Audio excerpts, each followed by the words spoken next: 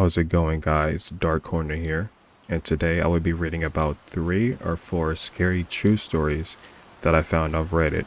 If you guys have any stories to send me, whether it's a creepy encounter, paranormal, something scary, go ahead and send it to me. My email is darkcornerx@gmail.com. I would greatly appreciate if you guys send me stories so I can narrate them. Without further ado, let's get to the first story.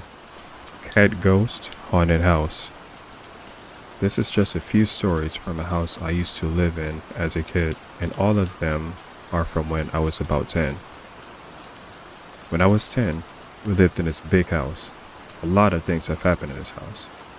I remember one time, my sister and I were playing outside, and we saw a dead cat, and that same night, I saw that exact dead cat on the end of my bed laying there. I was so freaked out. I went to touch it because I didn't know if it was real or if I was going crazy. I'm pretty sure the house we lived in was haunted. I used to wake up most nights downstairs on the couch with the TV on, but it was always static. I never knew how I got down there. I would freeze up every time I woke up downstairs. I would get so scared and confused as to how I got there. I always woke up around 3 a.m. Sometimes, if I fell asleep downstairs, I'd wake up upstairs. I would ask my mom if she took me upstairs. She always said no. So this story is the one that freaked me out the most when I was a kid. One night I was having trouble sleeping, and it was pretty late. I also used to sleep with the door open. I was laying down facing the door, and my dresser was next to my bed, so I couldn't exactly see the door, but I kept hearing someone walking around upstairs. My sister and I used to scare each other because we thought it was funny, so I thought it was her walking in and out of my room. I was getting annoyed because I was already having trouble sleeping, so I yelled at her to stop. I thought she was hiding by my dresser, and she wasn't saying anything. I get up to tell her go away. She wasn't there. I was getting scared at this point. I lay back down and kept hearing someone walk in my room and go by my dresser. I got up again to see if anyone was there, and I kept thinking it was my sister. But again, there was no one. I went to my sister's room to see if she was fucking with me, but she was dead asleep. Everyone in the house was. I went back to my room to lay down, and I was super scared, but managed to almost fall asleep.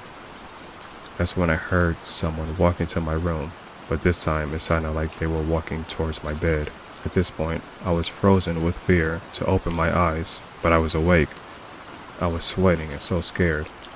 That's when I heard someone say my name loud and clear, and I felt someone touch my hand.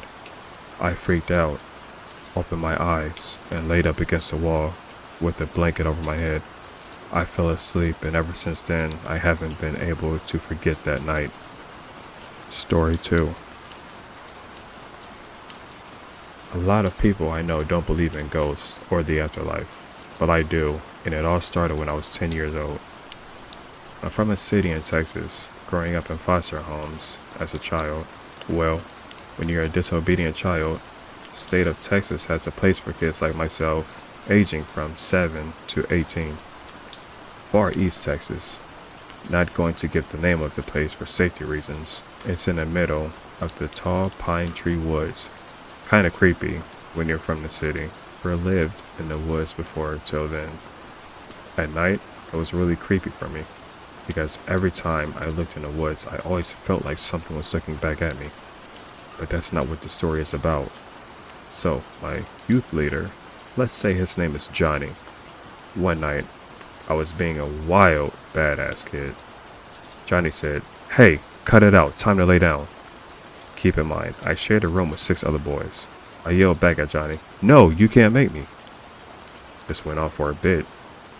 Johnny started to draw something out on the ground. I wasn't sure what it was at the time, because I was only 10.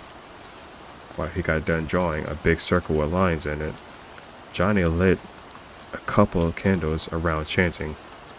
He kept chanting for I'd say at least 10 minutes. By that time I started to get scared and ran to my bed. Johnny yelled, "Release the darkness." I opened my eyes because I thought one of the other boys walked into my room, but that's not what I saw.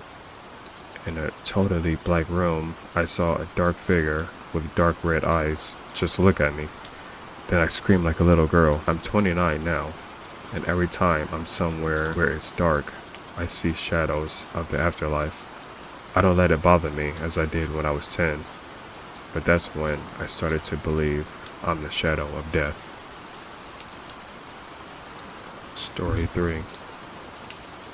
Creepy lucid dream. My sister and I were on the phone today. She was telling me about a scary dream she had. She said that in her dream, she was at a park. It was sunny. There were a lot of people everywhere, laughing and talking. Some guy came up to her and was talking about our mom, and she asked her if she liked hanging out with our mom. She said, "Yes, I do, and I like hanging out with her in real life too." The guy looked at her and asked what she meant, and my sister said, "You know, because this is just a dream." She said that everyone went quiet and looked at her. They stared at her without saying a thing. The eyes on the guy that was talking to my sister got big and turned black. His mouth started to open and kept getting bigger, and then everything went black. She said it sounded like someone turned off the TV, and then she ended up in another dream. So creepy. Thought I'd share it. It freaked me out for sure, and I can't stop thinking about it. Well guys, those were the 3 scary true stories that I found on Reddit. I will be letting these people know that I have narrated their stories. Some of them are already looking out for it. If you guys would like your story narrated, and I will eventually be looking to animate some of them, please send them to my email. Once again, that is darkcornerx@gmail.com. Everything is going to be in the description. Please leave a like, share, comment, and please hit that subscribe button for more. I will be posting regularly here in the near future. I appreciate the support, you guys, and I will see you in the next one.